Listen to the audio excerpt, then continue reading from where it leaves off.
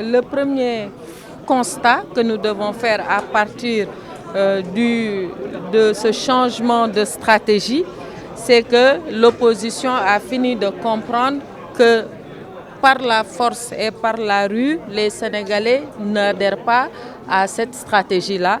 Les Sénégalais ont fini de faire le choix de la sérénité.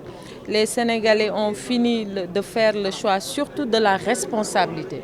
Être responsable, c'est savoir qu'une construction doit être dynamique et que si nous voulons atteindre des niveaux de construction qui nous permettront d'être dans un mieux-être, il ne sert à rien de casser ce qui est déjà bâti. Donc le premier constat, c'est que l'opposition a fini de comprendre que la bataille de la rue, elle était perdue car les Sénégalais en ont décidé autrement. L'autre élément maintenant, c'est de laisser aux Sénégalais, tout comme ils ont fait le discernement, tout comme ils ont choisi d'ériger la paix comme système démocratique, de faire également le choix sur la nouvelle stratégie. Puisqu'il faut le rappeler, quand les opposants s'opposent, c'est pour accéder au pouvoir parce qu'ils ont un programme alternatif. Aujourd'hui, ils montrent à l'opinion sénégalaise que le seul programme alternatif qu'ils ont, c'est de prendre les casseroles et de taper dessus. Ça, je laisse vraiment les Sénégalais voir ce qu'il en est parce que nous sommes dans un contexte géostratégique quand même assez chargé. Vous ne pouvez pas avoir une crise en Ukraine, pour ne pas dire guerre.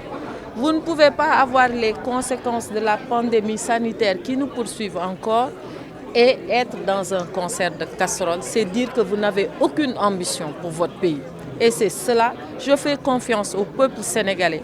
Ils sauront faire la différence entre ceux qui ont une ambition d'émergence étalée sur un horizon de 20 ans avec des plans quinquennaux qui, pour chaque plan, vous prévoit dans les matières, que ce soit en termes d'infrastructures, en termes de santé, d'agriculture, en termes même d'augmentation du taux de croissance qui passe par la satisfaction des besoins des populations d'un côté et d'un autre, des opposants qui vous disent oui, tapons pour les casseroles. Et ensuite, le plus grave, c'est de dire nous allons réitérer ce que nous avons fait la semaine prochaine. Je pense que s'ils ne sont pas heurtés, s'ils ne sont pas touchés par la perte de nos compatriotes, nous le sommes. Et la coalition Benno Bokk Yakaar n'est pas sur cette dynamique. Parce que le fait de perdre un seul de nos concitoyens est insupportable. A fortiori, les perdre dans des futilités. Et donc, je pense que force doit rester à la loi. Si leur marche est autorisée, ça, l'administration en décidera.